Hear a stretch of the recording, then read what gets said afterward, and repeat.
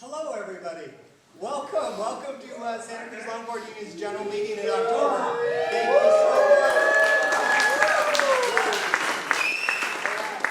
much. Those non-members of the Santa Cruz Longboard Union, I just need to know for my own edification, raise your hand, please. Thank you very much for coming here. I'm so glad you were able to come. We were able to set aside our differences, put away our weapons, come to neutral ground even though you're on our side of town. Thank you very much for being here. We're very, very excited for tonight's meeting, so I'm glad we were able to open it up and invite everybody to come and see what our club's about and see what our presentation's about. That said, new prospective members, make sure you check in with Marina by the time we leave here tonight. And after the presentation, I have a couple announcements to make, and we'll do the raffle. Speaking of the raffle, you asked, we have 4 items off the raffle today, so please, if you're interested, buy a ticket, support the club, support our vision. We have a day bag, a longboard day bag, 5 millimeters of reflective love. You know, put a Jimmy on it. We have a board bag, we have a leash, a longboard leash, a 9-foot longboard leash. We have 2 special items. Nat in the water, Nat Girding, she's offering up from her merchandise on her online website. She's offering up a t-shirt or a sweater from that. And Ben in the water, standing right over there. Ben right here is offering up a 2-hour, he's a very accomplished in-water photography person. He's offering up a 2-hour photo shoot for his offerings right there. So please sign up, take advantage, and look through that after announcements, after the presentation, and we'll go from there. Thank you very much.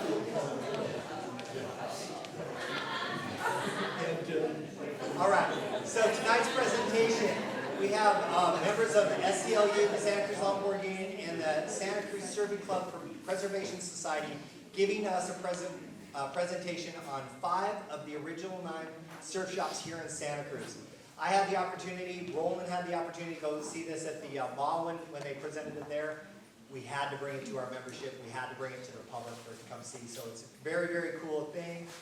Very excited to bring it to the club. Without further ado, I'd like to say a few things about Kim Stoner. Kim Stoner, the man with the good hair, the Chagabji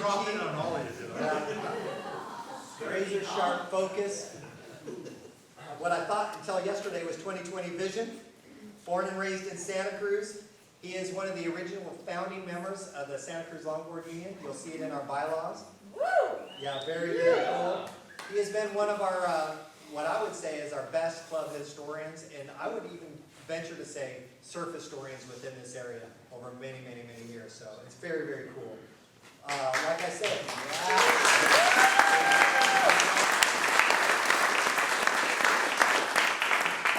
Kim is one of the founding members of the Santa Cruz Surfing Museum and a board member of the Santa Cruz Surfing Club Preservation Society, which I mentioned before, which is a nonprofit that oversees its operations and exhibits. Kim has created surfing exhibits and has been a speaker for numerous museums and special events over the years on surfing history. He was also the point person for bringing the original Princess Olo surfboards back to Santa Cruz over 9 years ago and broke records of all the attendance at the mall at that given time. Yeah. So right here, well done. So again, give it up for Kim Stoner.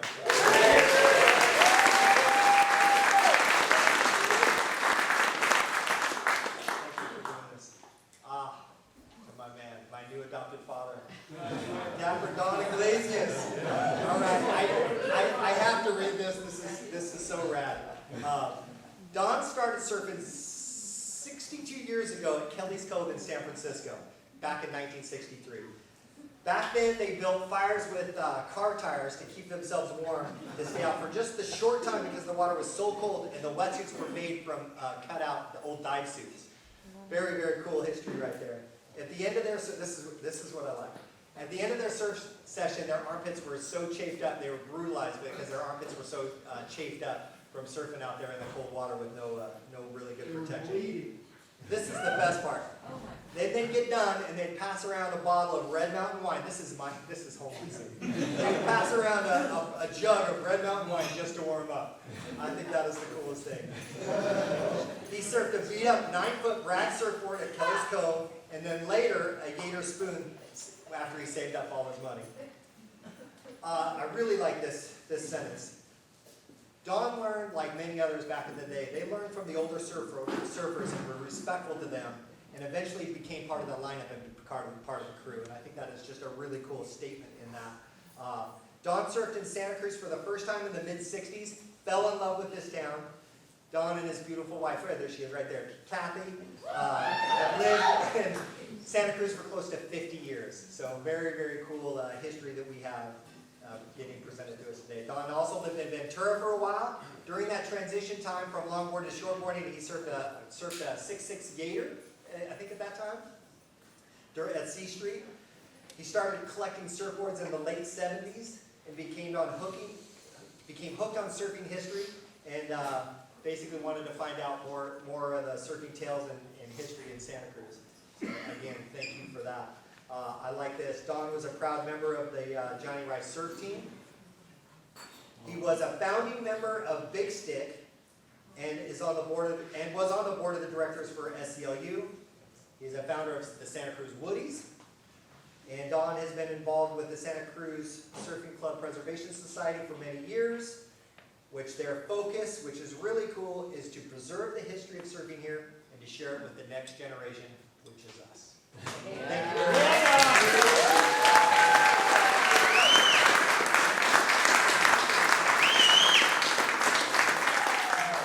So a couple things. There was a logistical problem because Matt said he heard Kim and I speak about a year ago at the museum, and we made all that crap up, so I don't know what you're going to hear tonight, you know. But thank you for spending the time with us. And we don't have any agenda. The agenda is what we realized a few years ago. I'm 76 years old. He's still a teenager, but you know, he's catching up with me. And what we realized is a lot of the folks, surfers that were in front of us, are gone. And the oral history, the things that we took for granted that we thought everybody knew, people don't know. And one of the biggest losses for me, and I know for Kim too, was the loss of Johnny Rice, you know, kind of a mentor and friend. And when Johnny left, I really decided we need to start doing our homework and start writing some of this stuff down, because there's a pack of scoundrels that were having a lot of fun long before most of you were born, and we don't want to forget them. So tonight what we're going to do is talk about the surf shops. And there were 9 of them. We worked with the Museum of Art and History, and this is what the blue plaques look like. Museum of Art and History, the criteria was that we would find surf shops that were around 50 years ago, and the building had to have been a surf shop 50 years ago. So there were a lot of surf shops that aren't represented in the 9 that we have done because they were torn down, and some of that history is lost.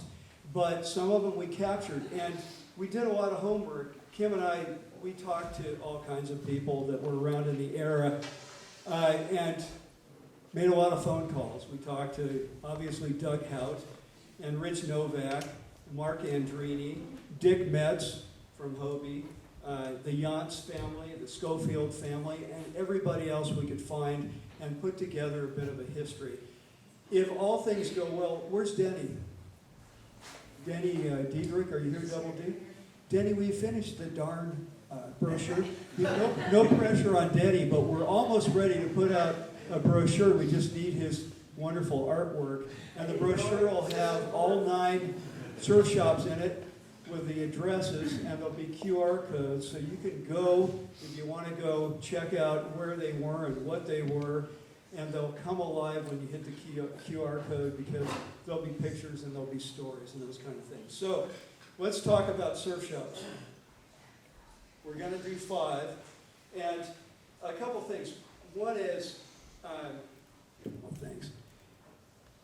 You know, surf shops had a different meaning. For all of you, you go to a surf shop. I mean, I walk into a surf shop now, It's 95% clothing with a surfboard hanging in the corner for window dressing. The old surf shops were 95 or more percent surfboards with a couple of t-shirts covered in foam dust that probably would be the wrong size for you, and a couple bars of wax, and that was it. And we loved those places because that was the only place where you could go and find out what was going on in the surf world. You know, I want to take you back in the 60s. There was no surf line, and that's been a mixed blessing, although I use it. But there was no surf line, there was no internet, there was no nothing. All there was word of mouth. So the advantage of going to the surf shops is you had people that were in the know. The shapers were at the top of the food chain. We have some wonderful shapers in the room tonight. They were at the top of the food chain, so were the best surfers in town. And when you were a little grom, you got to go in the surf shop and hang out with your idols and heroes. There they were in living color. And you would learn everything about surfing. I mean, you know, if you weren't obnoxious, they'd tolerate you. They might make you sweep the floor or something. But eventually, you become part of that crew. So we learned a lot in the surf shops. The other thing is, surfing itself. This is a quote from then Governor Ronald Reagan, and he reflected the attitude of the time about surfers. And it basically said, I was talking to the Prime Minister of Barbados about how some of our people out in my own state prefer surfing to working. Are you kidding me? What, you know, that was just amazing, but I love the quote. And at the time, surfing was an outlaw sport. I had friends that were, you know, major jocks in other sports and stuff, and the only thing I wanted to do was go surfing, and that's not a sport, that's not even a real sport. There was no street cred, there was nothing, but it was cool because it was underground, and people would be worried if they saw you coming, you know, because it was a rowdy crew, and it was a small but mighty crew. And yeah, those bottles of wine were being passed around, and some other things were happening at the time. But we were proud to be an outlaw crowd, and not, you know, a little bit of bohemian. In Orange County at that time, they were outlawing surfing. There was movements and ordinances in parts of Orange County to stop surfers from going to the beach. So there was a strategy and a plan. John Severson, who created Surfer Magazine along with Bruce Brown, decided they were going to try and upgrade the image of surfers. So when you watch Endless Summer next time, I can tell you Mike Hinson for sure and Robert August, no way in hell would you ever see them in a little suit like that with a little tie. That was not who they were, but they were part of a strategy to legitimize surfing and to clean up the image, and then it went nuts after that. But anyway, that's a little bit about it. So let's talk about the surf shops. We're going to do 5.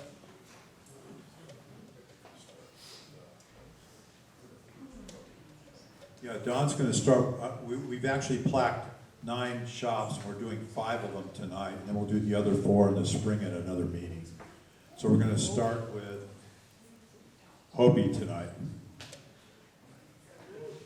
So what the heck was Hobie doing in Santa Cruz? Anybody, just raise your hand if you knew that there was a Hobie shop in Santa Cruz. All right, well, that's cheating because you guys were around at that.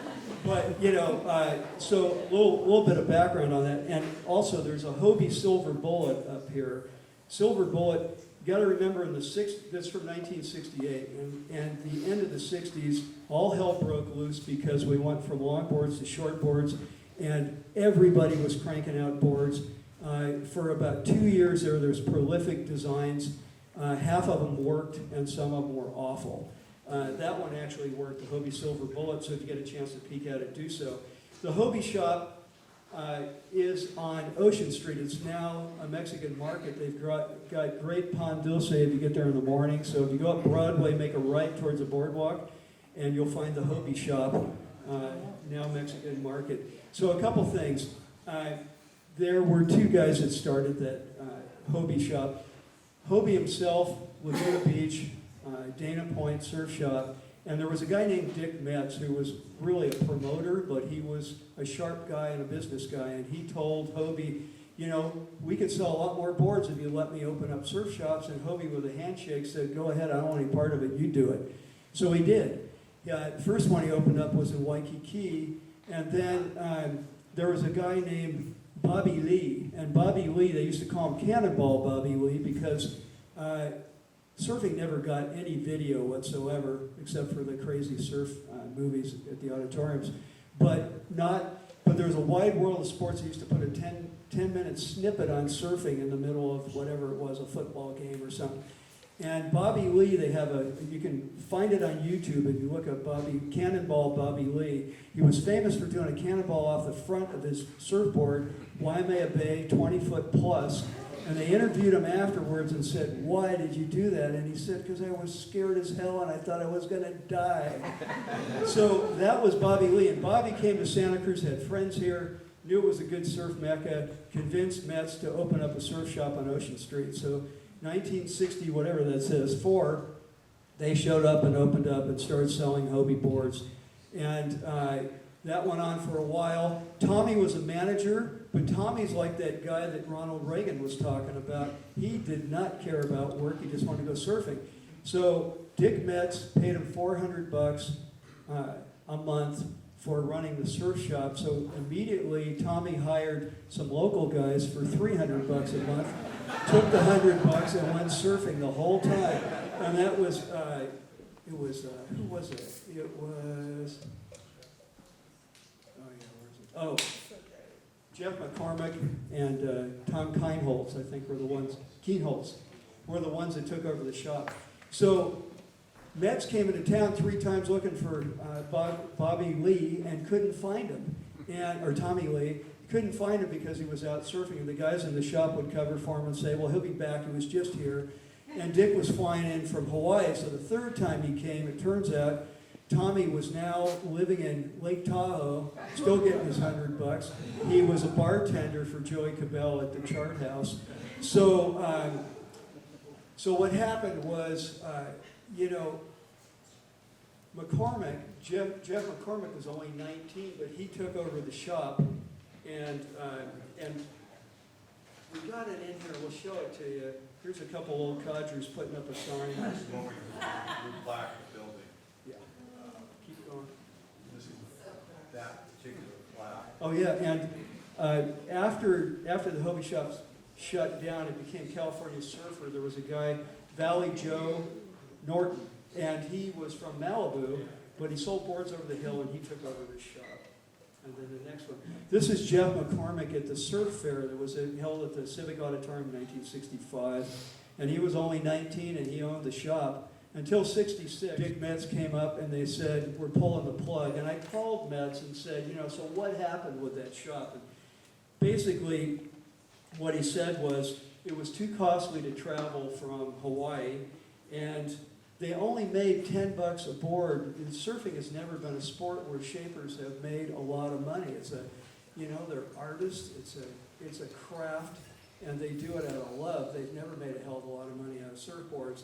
So they made $10 a board. The rent was $150, and they just couldn't afford to keep it open, so they shut it down.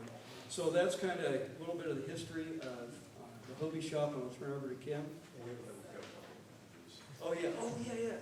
This is our friend, Danny Anderson, who was, I'm sure there's some other people in the room that would acknowledge this, probably the best surfer in Santa Cruz in the mid-60s. Danny was a goofy foot, and even though he was a goofy foot, he was a good surfer. And Danny was one of the four original guys that founded this club, the Santa Cruz Longboard. And he's still an active member. He's an artist. He does beautiful copper art, and he'll come down for SCLU contests once in a while. But he won everything, not just locally, across the state. If there would have been professional surfing, he would have been the guy. Yeah, here's a Hobie price list. Wouldn't you like to buy a board for that price right now? You get a 9.6 for $110, and if you want color, it's an extra $10. Okay, Kim's on. Okay, I'm going to cover, I'm going to do a short history on the O'Neill shop. This image up here is naturally, that's me, and that's Pat O'Neill in the center there, who's now running the business after his late dad. Jack O'Neill started the first surf shop in San Francisco in his garage in 1952. He later expanded to a shop near the Great Highway where he sold balsa boards and began creating neoprene wetsuit vests inspired by the neoprene foam that was being used in flooring in DC-3 and DC-9 passenger airplanes. Jack was the first to coin the phrase surf shop, and he actually trademarked that. In 1959, Jack moved his family to Santa Cruz and opened a tiny shop just above Cowell's Beach, which was an old real estate office. It was really tiny, where there were more surfers and better waves than in San Francisco. Let's see the image here.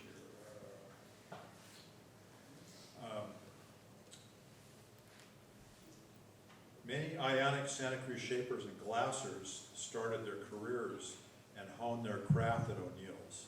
Some of those names were Mike Winterburn, who had his own surf shop later, George Olson, who we're going to talk about tonight also, Don Hanson, Jim Foley, who actually shaped that red O'Neill right there with the black t-shirt on it, Rich Novak, NHS Skateboards, Doug Howe, Joel Woods, who was another shaper, Jimmy Phillips, and many, many, many others. In the 1960s, wetsuits became the shop's defining product, and O'Neill quickly became the industry leader. The wetsuit dramatically changed surfers' ability to stay out in the water for longer amounts of time. And I'm going to share a little story with you that's true. This is in the mid-60s. There's about a half a dozen of us out at Middle Peak. This is the longboard area, no cords. We're wearing short johns or just a vest like Don has there. And out comes Pat O'Neill paddling, wearing this beaver tail right here. Well, within 2 weeks, we all had beaver tails. Why? Because we could stay out an extra half an hour or so. The rubber was so thick, as Don previously mentioned, we'd get such bad rashes, you'd want to put talcum powder or Vaseline down there to keep your pits from bleeding, seriously. The rubber was very thick and stiff. But that was the change with Pat coming out. It was just funny because all of a sudden, especially in the wintertime when you got wet, your session was much shorter, especially if it was really cold. By 1980, Jack had morphed into an international, O'Neill's had morphed into an international company, and offered the best-selling wetsuits in the world. He was top of the line. Their business expanded to Japan, to Ireland, Europe, South Africa, South America, Australia, and New Zealand. In 1980, the O'Neill Surf Shop moved to its current location at 1115 41st Avenue. Originally, they were in the building where they actually made the boards, which later became the manufacturing for their wetsuits. It's now their corporate headquarters for O'Neill Wetsuits, with Pat, like I said, manning the show there. And interestingly enough, that red O'Neill there hangs in my living room.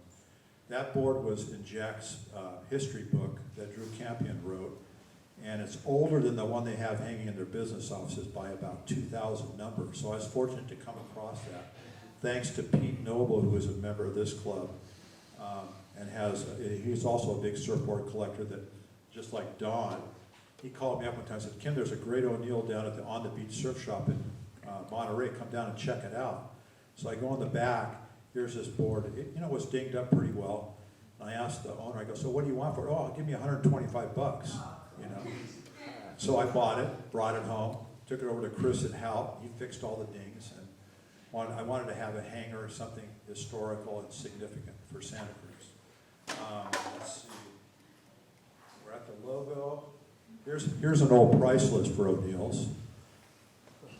The prices are relatively affordable by today's standards.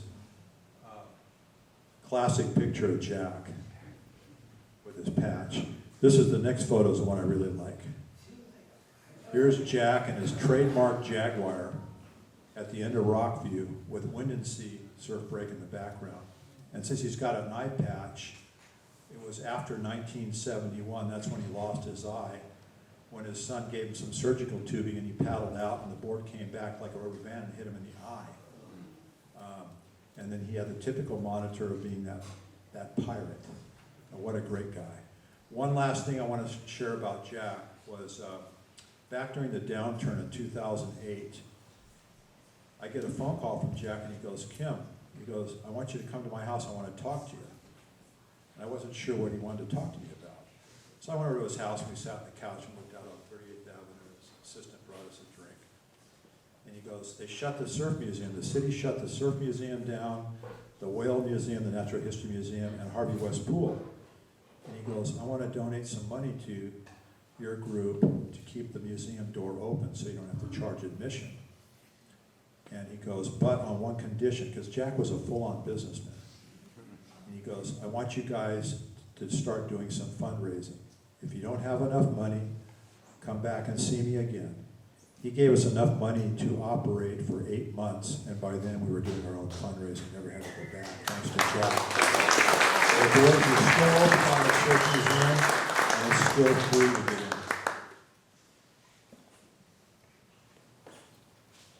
Don's on next. I want to point out one other O'Neill board, that one that's looking crusty over there next to the pretty red one on the left. That is called an O'Neill Lovecraft. And you have to remember, at the end of the 60s, if you opened the back door of a surf shop, there'd be a lot of smoke coming out of that place. It was the end of the hippie era. And so a lot of the boards were kind of cosmic, the shapes and the names and everything else, like this one being the silver bullet, and there was one, the lotus, and they had all these bizarre names anyway. They were all looking for the answer of how a short board would work. This one, the Lovecraft, was a love crap.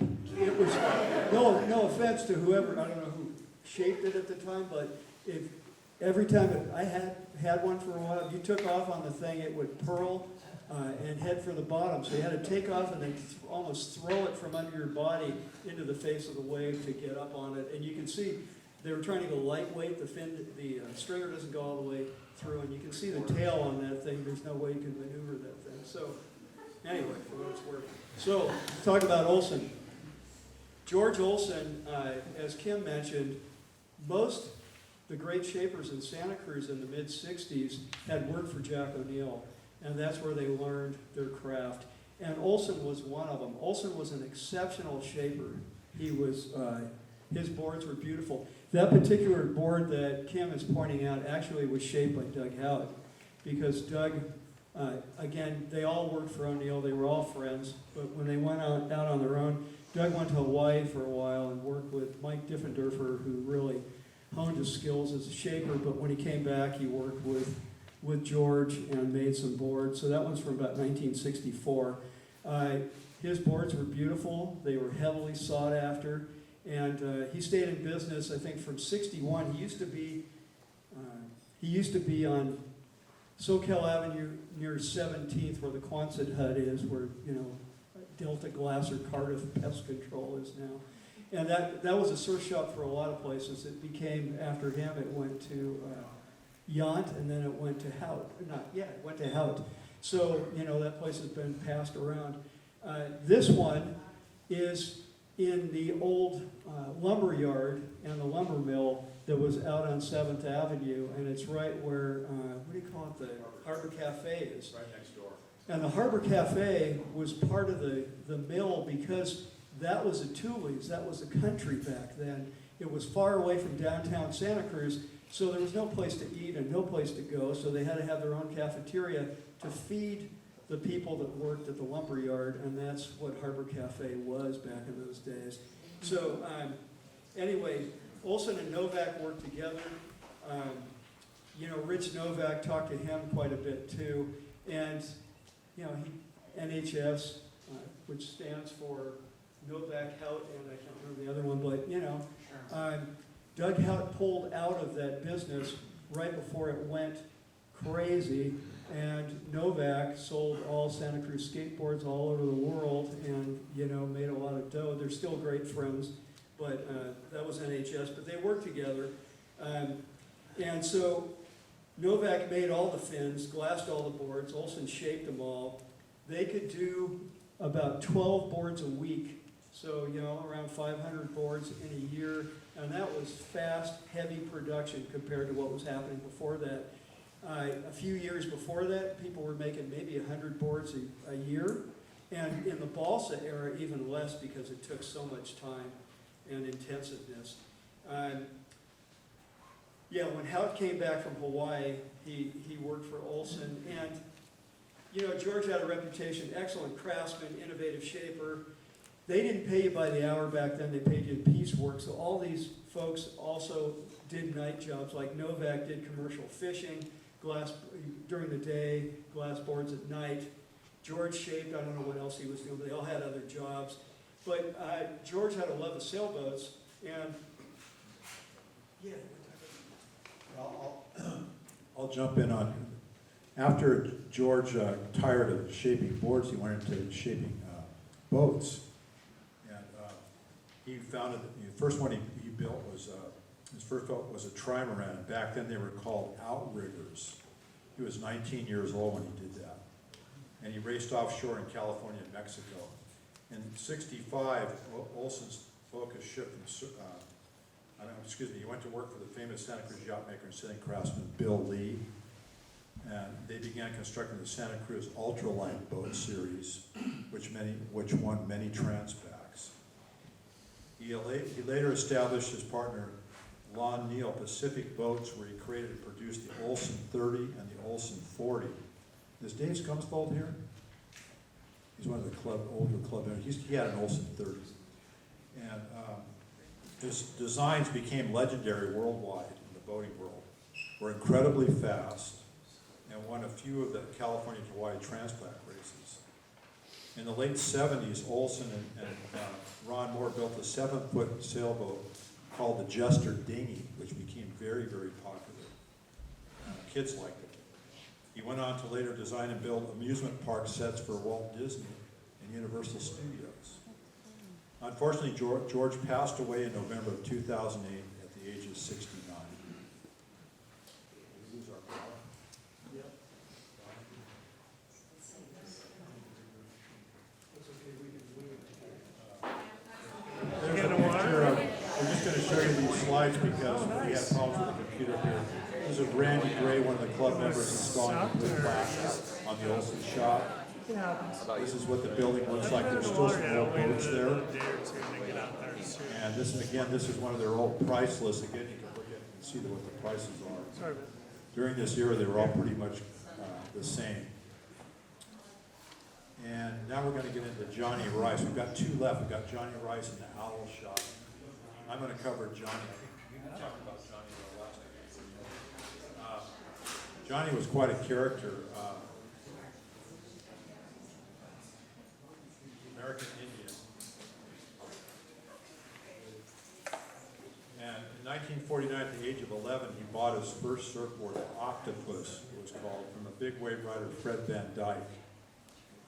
He learned about the science of waves and wave riding through his experience while traveling in the Coast Guard.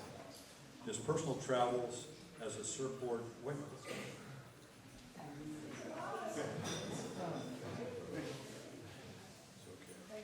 maybe it wants me to speed up. He traveled to Florida, Brazil, and Hawaii, shaped there. He was one of the Beach Boys in Waikiki during the late 1950s and early 1960s.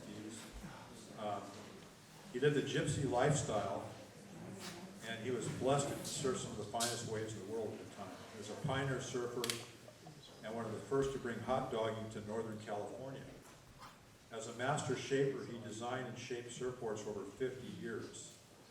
He was taught to shape by his friend and mentor, who was really early on the shaping tree, called Dale Velzy. He credits Velzy with passing on the vast shaping knowledge that he had. And he worked for him in Southern California back in 1954. After learning from Velzy, Johnny moved back up the coast to his original hometown of Santa Cruz, where he shaped surfboards at the first surf shop in Santa Cruz on Center Street that was owned by the Mitchell brothers, which we haven't been able to plaque because the building's not there anymore. And he was shaping balsa wood boards. He joined the Coast Guard in '56 and found himself stationed on the East Coast. There he worked up and down the Atlantic coast from New Jersey to Florida. He continued to surf and shape boards while doing his 8 years in the Guard. I'm reading this so I don't elaborate too much. Then he returned to Santa Cruz in 1963 and opened his first shop in Aptos. This picture right here that's up there, that's with Mike Winterburn, who later had his own shop. There's a picture of Johnny. Let's see. Well, there's his price list, again, very affordable. His logo. This is the present building. It's now a physical therapy facility where he made his first boards.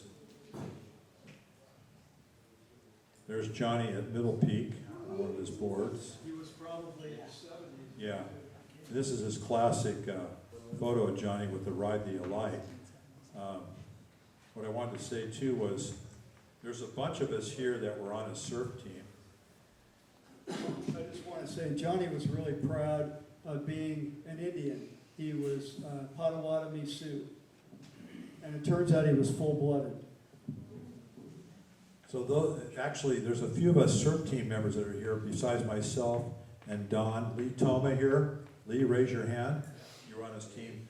Chuck and his son Scott Reed were on his team. Just a second, who else was on his team? I don't remember everybody back then. Oh yeah, Miranda and Pam Pitts were part of his team.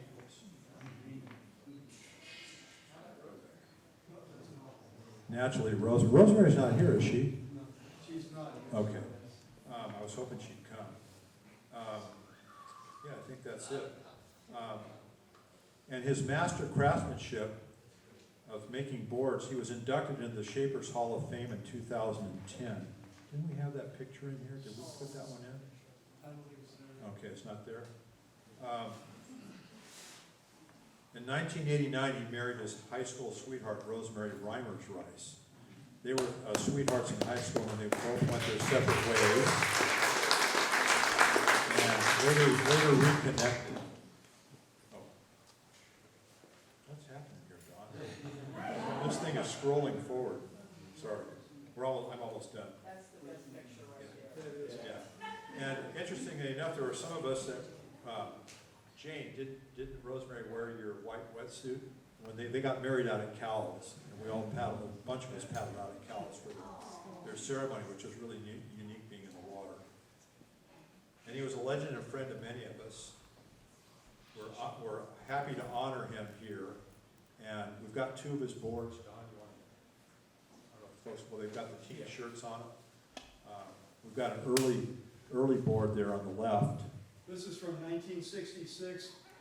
For those of you, some of you guys know this, but this is Slip Check.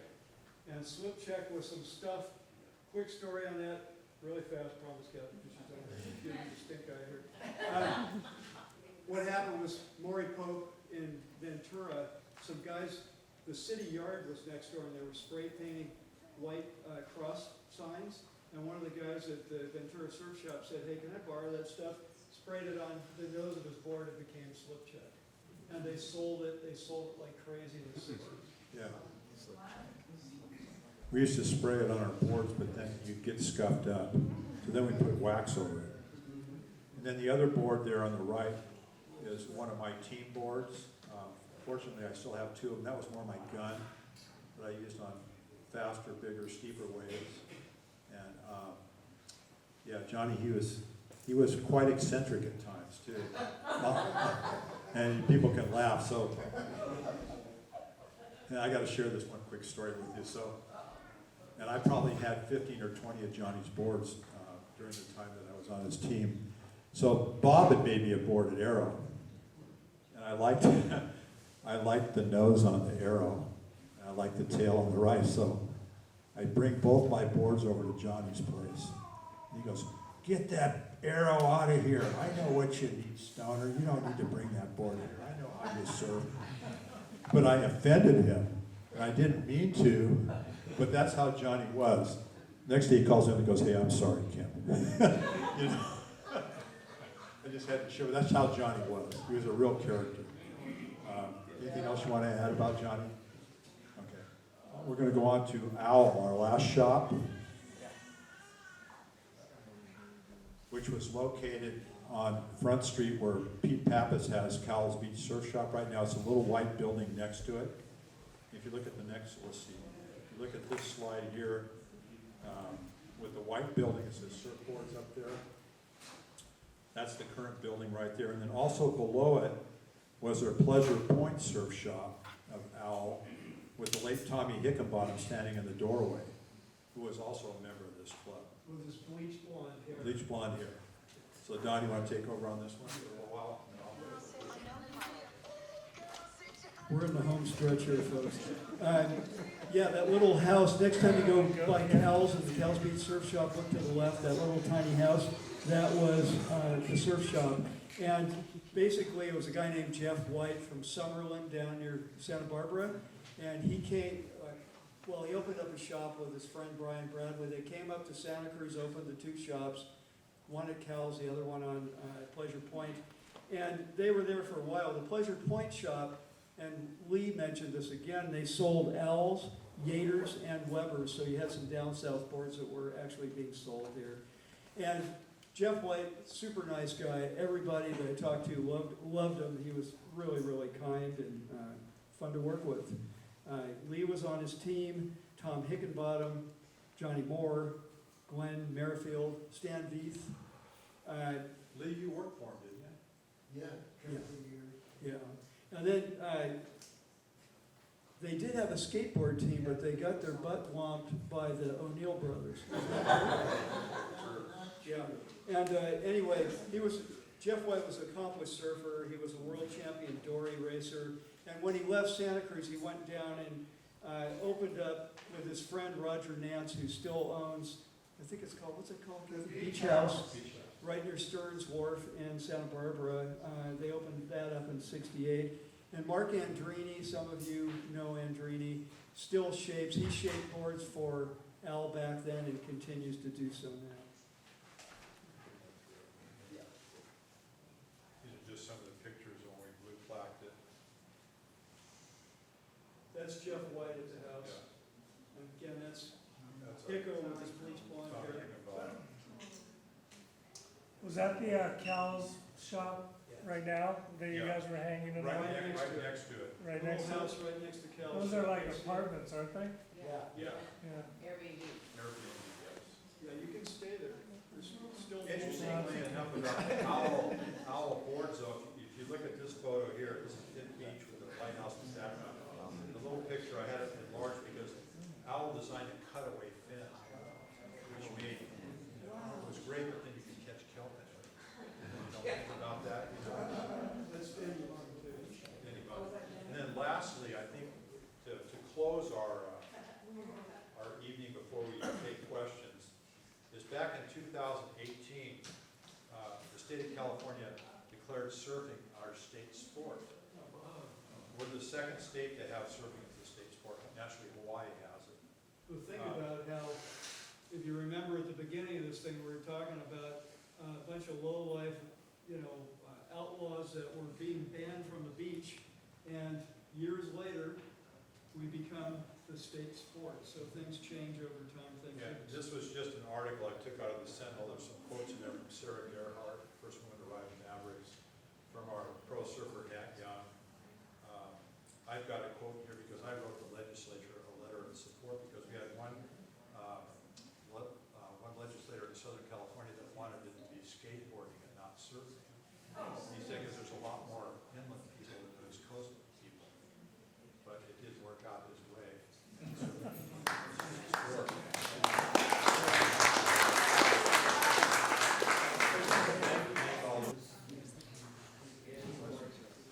Yeah, really quickly, from my point of view, when did Hobie start making the Hobie cats? That's a good I question. mean, I think that was in the early 70s, right? Yeah. There was one called the P-Cat that he made with Phil Edwards in the late '60s, and that was a prototype for the Hobie Cat, but yeah, probably early '70s. Right. We had one of those things. What year was that, Kevin? Early 70s.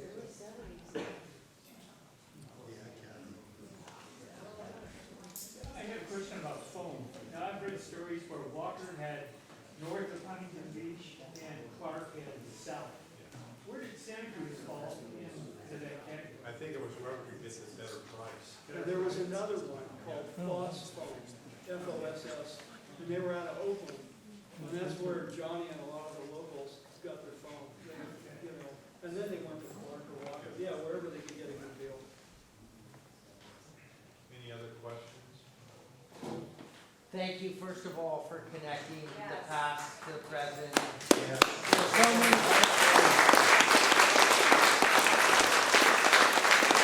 so many young people in the audience that I see in the water every day that don't know about the history and the importance of what you're talking about. So gratitude for sharing our culture, first of all. Second of all, you talked about, I think you glossed over it at the end, but you brought the boards from Hawaii, the Hawaiian Princess in 2015? Yeah, I was gonna Okay, just so- elaborate a little bit on that. We're, actually, Friday night, I'm doing a talk on Yes. Antoinette Swan and Jeffrey Dunn and their connection to the three Hawaiian princes here Yeah. in Santa Cruz at the Museum of Art and History, their first Friday. And I'm gonna announce it here now, we're gonna announce it tomorrow night. Come next July, will be the 140th anniversary that the princes surfed the river mouth. So we've got the exhibit space at the mall for 6 months.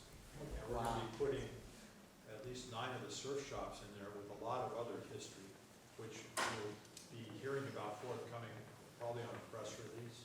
But I'm just gonna kind of tickle your ear a little bit with that. I don't wanna announce it yet, because they're officially gonna announce it on Friday. But there's gonna be a huge surf exhibit there for 6 months. We'll be doing some talks, walking tours, be a lot of different things. So stay tuned. So my question is, again, to everybody, don't miss this, because this is the reason we have surfing here, is because these guys brought the boards, or their knowledge on shaping, to Santa Cruz. And I was there when you guys brought the boards in, it was a huge deal, all the woodies showed up, the boards, it was like dead bodies being brought into the museum, that was amazing. It was funny, when the boards came into town, they were in a box truck, and we Yeah. had them stop at Pasco exit, and thanks to Don and Roland, we had 43 woodies read that box. Well, first of all, we had the 63 Santa Cruz police car, Bel Air. And I was in it with Rosemary. And, Originally, you mean? And on the way into town, there were people lining the streets. We never expected this. Like, we're just surfers, you know? Now, when we brought the crates into the atrium there at the Museum of Art and History, and we had Kumakawi, this Hawaiian lady, do a Hawaiian blessing. And she had a granddaughter on her waist, and she was dancing around doing a blessing. And then when we uncrated the crates, it was almost like the Rosetta Stone of surfing is basically what it was. Everything came off those 2 of the 3 princes' boards that we had, the actual boards themselves. They were discovered in a basement of the Bishop Museum. They were gifted by the 3rd princess, the youngest princess, his widow in 1922. She gifted those to the Bishop Museum in Hawaii, along with Prince Kuhio's outrigger canoe. And they were archived. One of them was archived incorrectly. It was said it was made out of Northwest Highland pine. So I had to I got a chunk of redwood from the Big Creek Lumber Company. That was just on the fire side of the fire we had back in 2009. Had it sent to the University of Hawaii. They analyzed it in their lab. They got permission from their board of directors to take a sliver out of the board. They said, no, it's redwood. Well, why is it so white? I said, because it's got salt on it, bleach, and the surf, you know. Oh, that makes sense. Well, non-surfers, right? So with that, we were able to change that, make that correct. But we were nice enough to it was nice enough for them to allow us to have those boards come back, kind of full circle, actually, because they were sent back to Hawaii with the princes. And yeah, just stay tuned. There's going to be a lot more to come on this. So Kim, I actually have a question, Yeah. and I'm glad you're filling everybody in, because this is an amazing story. What was it like with the Hawaiian royalty, with the Hawaiian heritage, with negotiating that whole process.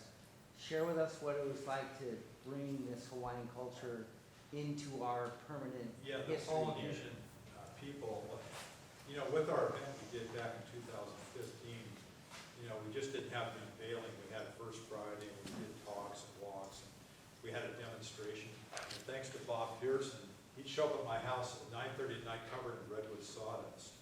Because the minute we got those boards out of the crates, Bob and I were, everybody went to lunch, Bob and I was upstairs calipering, getting every measurement, because he made exact replicas. And so we have 13 boards. We have those 2 Olos, and then we have, you know, Leahs and Pipos and other boards. And we've just added a balsa board to that quiver.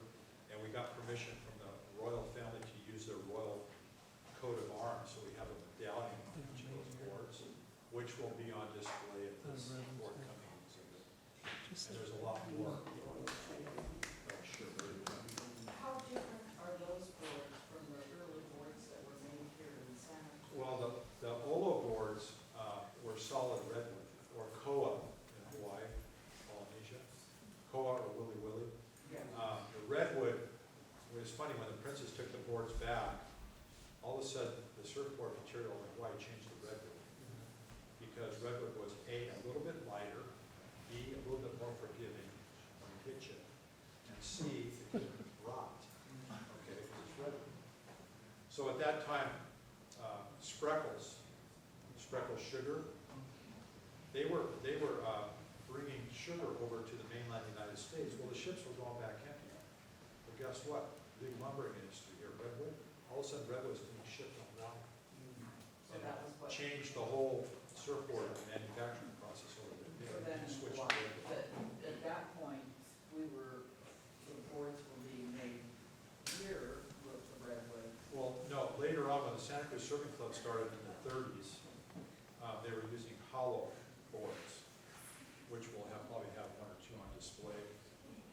And they were made usually in the local wood shops, at junior high or high Right. school here. Yeah. Santa Cruz High. And they were much lighter, and they had the rain coat to Exactly. let the water out, kind of like a movie cap. And they were Tom Blake design. They were scientific, what was it? Popular Mechanics, there was a, So they were pumping them out of Santa Cruz High School. I've got a couple of them from the 30s. That made the shows.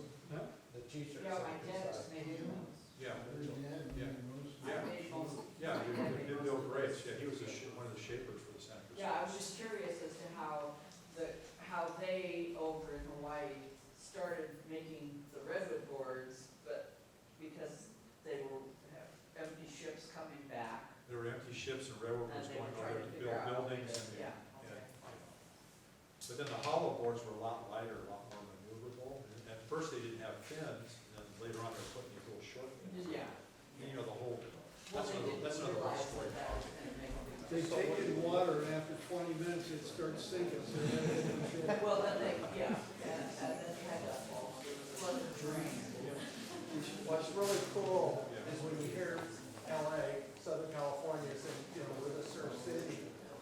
It's like, you know, they can't hold a candle to what we did, given our redwoods, all of this. So, Yeah, just in closing, basically, after we close up the meeting, you know, there was that suit, you know, Huntington Beach trademark, Surf City, that logo. We had dealt with some issues with the surf, couldn't sell our own t-shirts because they had the trademark, and that got settled. But basically, you know, everybody thought, oh, George Freed, did he go back in history books? He was the first surfer in California in 1907. No, the princes were here in 1880. They were here in 86, 87. And they went on to Great Britain and introduced surfing to Great Britain. That's our whole topic. I'm not going to. We have one more. We have one more right here. This is the last one. Stand up and identify yourself, sir. Oh my God. My name's Tim Loomis. Surfing Club. A little insight on the Johnny Rice. As Don mentioned earlier, he was Potawatomi, and I don't know what else he had in there. But he was extremely proud of the Potawatomi side. And what we had in common is we were both born in Indiana and found our way out here. I lived and went to a Potawatomi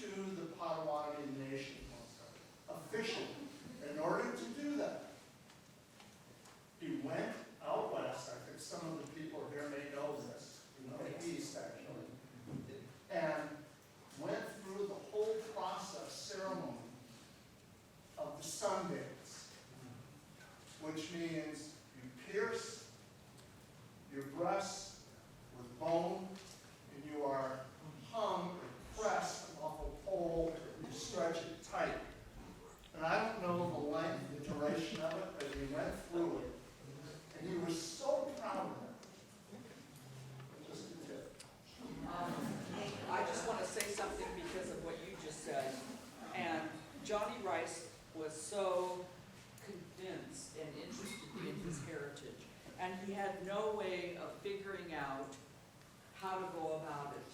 And he knew that I was interested in genealogy. So he came to me and he asked me, how can I figure out my heritage?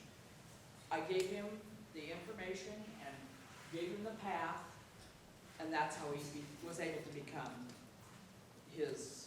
and find his Potawatomi ancestors.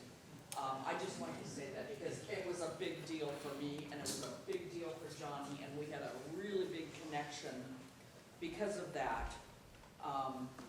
Because it bound us together. And he's always been just one of those special people in my life. I just wanted to share that because I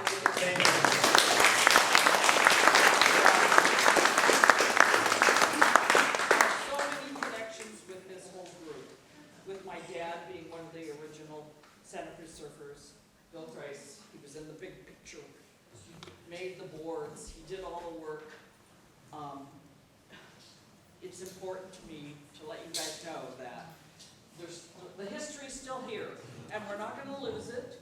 It's important to share it and let everybody know that, you know, it's important for this community to cling together and remember that we're all special in our own way, and like Johnny was. Yeah. And how far did you come to tonight's meeting? We came from Twain Hard, and it was a horrible drive. It was a horrible drive. It was 109 degrees when we went to Santa Cruz.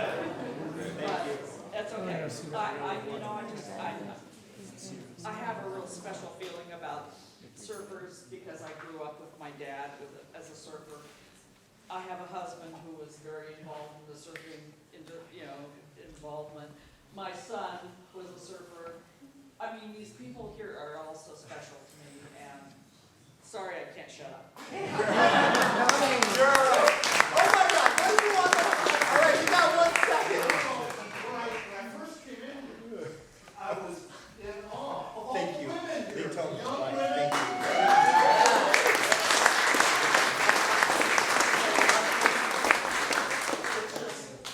When I started surfing, there were no, they were on the shore. They were, and this is so encouraging. This is great job.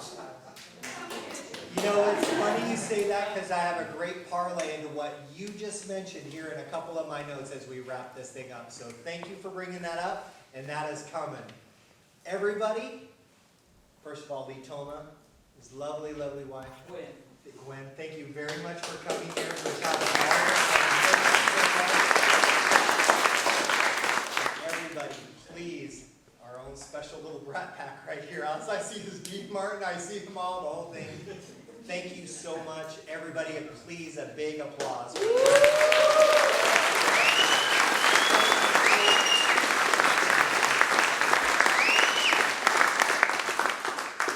I have a few announcements to make. If you guys want to go ahead and sit down and everything like that, they'll answer questions in a minute.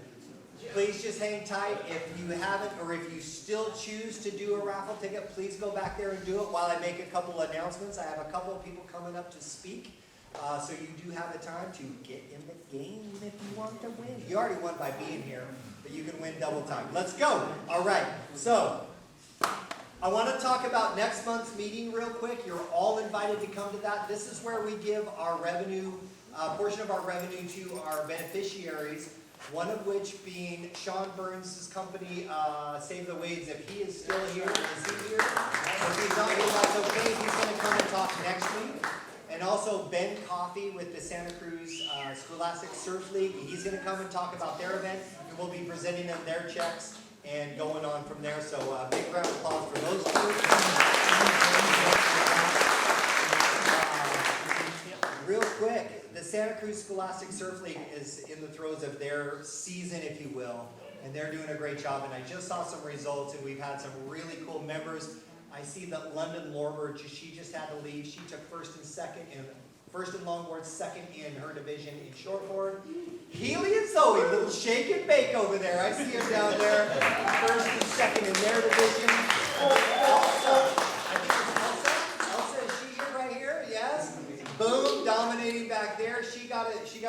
think second place. Where did you? Where it doesn't even matter. You made the show. Something I haven't done in a while. So thank you very much. Very cool. In our organization, in our club, and what they're doing represented, because I'm not naming any names right now for boys, so excellent job on the women end. Very nice. Let's see, I'll do a recap from Malibu real quick. We had a team of, I think 21, 22 going down. It was an absolute war zone. We actually lost members. I don't think, they're done. So it was really cool. We had about 5, 6 people end up making the podium. Michael DiCipolo made the finals. Healy made the finals. London made the finals. It was a really cool event. So big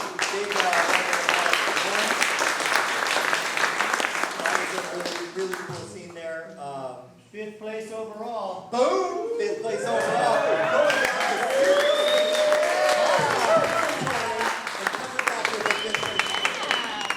very cool.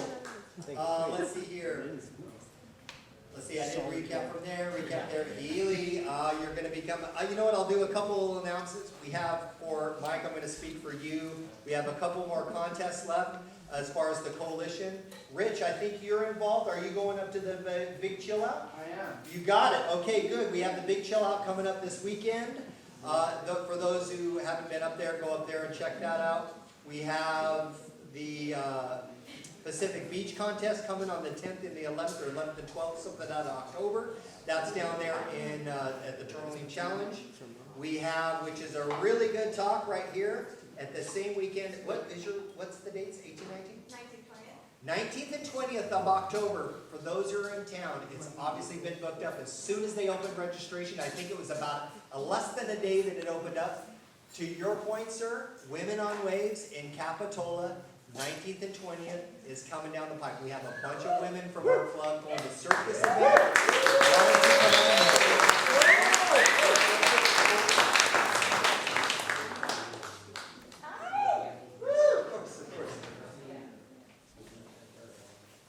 I'm so excited for this event. Close enough. So I have posters if anybody has a shop. This is not for personal use. This is for a shop. If you may know someone or have someone, come up to me and I'll give you one.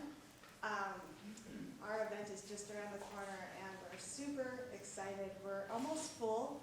If you want to come down and be a volunteer, please contact me. I can give you the information tonight. We have more spots for volunteers. Don't just show up and volunteer because it probably won't work out. But we would love your help. We are almost full, but there is many spots left in our swim. Our swim will be held Sunday. And we have a boogie board division on Sunday that still has some spots. And I'm so excited to see y'all down there. Oh, there is no age limit. We actually have a Kiki's, like a push-in division, but that's actually full for the first time ever. So if we do have wait lists on all of our the heats. So if you go to the Women on Waves Surf Contest, there's a link to sign up. And if you get on the wait list, and if there's enough people on the wait list, we could add more to the push-in division. So don't hold back. Thank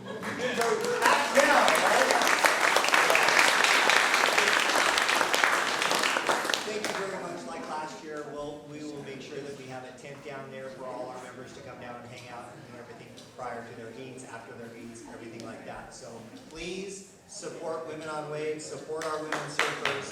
Go down, take a cake right there. All right, I have just 2 more things before we get into the raffle, and the first one is our beach cleanup that we just hosted last week. Do you want Mama to speak for you, or you want to come up and do it? Just stay right there real quick. Hey, I want to just mention, at the very first of the year, I asked our junior member at large, Healy Skelton, to put together a beach cleanup.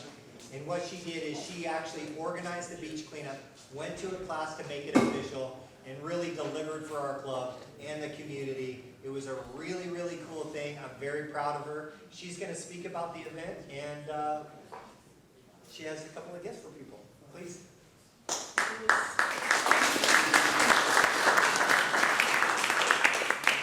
It was super fun, and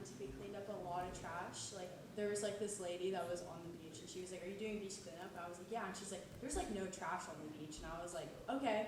And at the end of the day, there was like, I think 105 pounds worth of trash. And I don't know, I just thought that was kind of funny that she thought that was one of the cleanest beaches. But we also like nominated 2 people for the most like trash. Trashiest people. Trashiest people of the event. I love it. The first one is Matt. Thank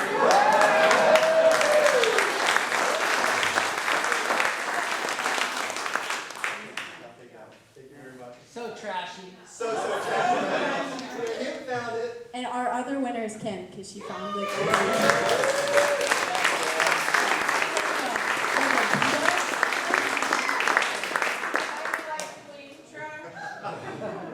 She found like a Buddha like statue under the river, and then Matt carried it. And then, Yeah, that was the Yeah. bulk. That was the bulk of it. And cigarette butts. How many cigarette butts did we all catch out? Which is just a whole other thing. Stop smoking, everybody. It's bad for you. It's bad for the beach. Yeah, we're gonna do the raffle. All we're right. gonna do the raffle. All right, everybody. Here we go. Raffle time. Raffle time. Let's see. For the first item up for raffle, we're going to give the longboard surf leash. It's a 9-foot surf leash, ankle. Oh my gosh, look at that. Look at that. Swivel, excellent materials, stretchability, no error. You know winter's coming. You got to put a leash on that thing. Let's see who our winner is. Lose an eye. All right, who's our announcer? Who do we have? Oh my goodness.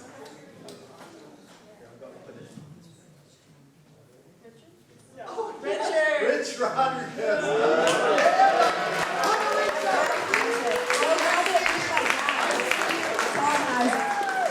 I'm gonna give it to Bailey because I don't wear. I don't think you wear it. Give it up. Thank you very much. Need a new leash, so there you go. Good job, Rich. Thank you very much. He doesn't need a leash. Now that I won't wear a 9-foot leash ever. There you go. Have it too. All right, hold on. Thank you.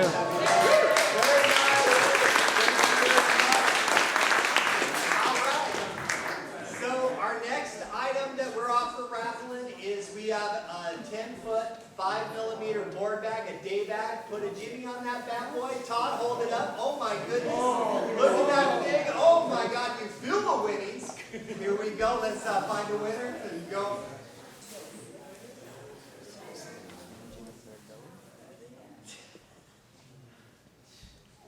Oh my goodness. He always finds a way to win. No, give it to him. John Medina, come up here.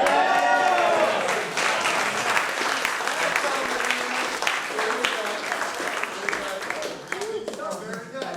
Winners always find a way. That's all you got to say, John. All right. I see you. Log jam. Here, I got you. Okay, next item. Next item, we're going to do the swag. We're going to do the... He left. We are going to do from Nat in the Water. We are doing a t-shirt or a sweater from Nat and her company, her online company, and we'll give you this. We'll give you the sheet from the plaque. Not the plaque, thank you. We'll give you the sheet from the plaque that you can contact her to get your gear. Here we go. So we can take this one. Oh my goodness.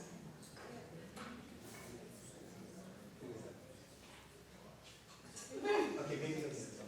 You got it? Let's go. Throw it in. Okay, throw it in. Sorry, John. Sorry, John. The girls, they get me. Ron Miller. Ron Miller, again.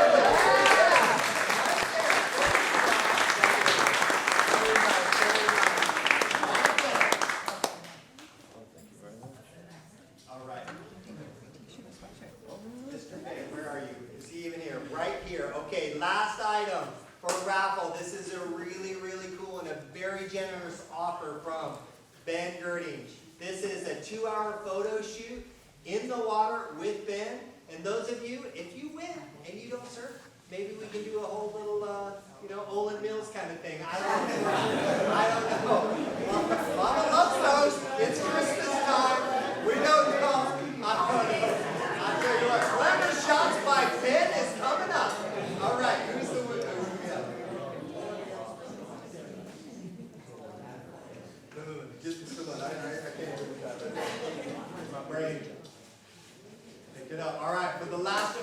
prize of the evening. Zoe, read it out. Sean C. Oh my goodness. Seychelles. Seychelles. Seychelles. Mark Seychelles, where are you? He left. Oh my goodness. You must be present to win. I made the rules. Sorry, Mark.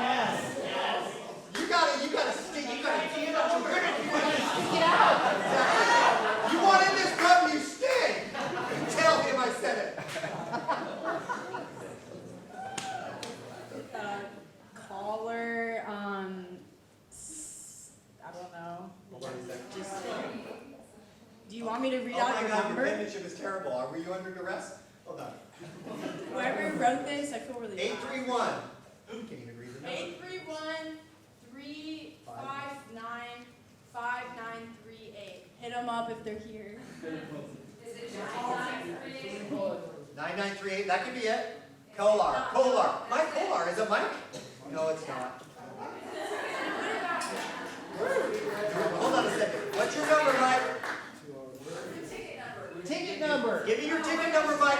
Do not walk up here without a ticket number. No. Hey, so we go down to that gentleman right there. See if those numbers match. Hold on. We're on pause right now. This is a grand prize. This is the take all. It's coming to you. It's all right.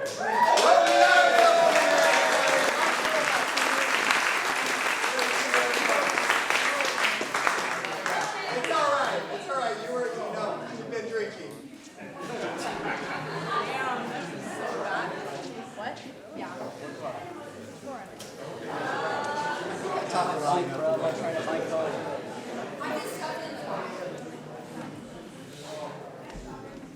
Everyone, this concludes Santa Cruz Longboard Union's October meeting. I have one hand up. Please go before I finish it off. Please do. Come on up here. Folks, in the spirit of environmental goodness that our club represents, there is a Ban the Butt campaign going on. Has anybody heard of this? Yeah. We had a presentation last month. Oh yeah, that's right. Yes, we did. it was amazing. Okay, so it's happening. And you It's wrote a letter of support. I did. Okay, but we need everybody to show up. I just got an email the other day from Save Our Shores. There are a couple of great opportunities if you really care about getting butts out of our oceans. On October 8th at 9 a.m., the Board of Supervisors are having a meeting. And if you don't have to work that morning, or you are available, and you physically can go and hold up your sign or say something and show support for this, they need bodies in the room. So I'm happy to share more information about that. October 8th at 9 a.m. You can also write letters to the Board of Supervisors, and they're due by October 7th. So if anybody wants any more information, I'll give you more, but what is today, October 2nd? 5-6 days, let's make it happen. Thank you.